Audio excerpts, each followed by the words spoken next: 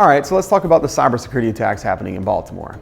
You have a certain group of evil hackers out there that are specifically targeting cities and governments for the purposes of disrupting services, stealing records, and primarily locking all the files and demanding a ransom to be paid to unlock all the files. The problem is these things could easily be prevented with a few simple measures put in place to help thwart these attacks.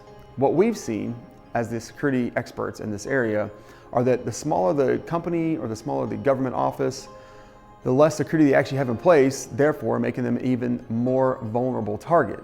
We feel that we're uniquely positioned to be able to help our local county and government offices not end up in the national spotlight for cybersecurity attacks. One of the ways we want to do this is we're hosting a free lunch and learn June 26th, 12 o'clock at IT Mindshare headquarters in Morgantown, West Virginia. It's not a sales meeting, it's strictly informative. We're going to show you the top 4 or 5 areas where hackers typically exploit a local government network and the top 4 or 5 things you can do to help defend against those attacks. This 45-minute meeting will be very high level, it will not be very technical, and again, it is not a sales meeting.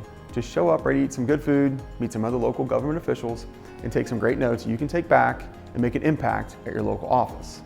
Click the link to RSVP and reserve your spot for the meeting. Seating is limited, so please RSVP as quick as you can, and I look forward to seeing you there.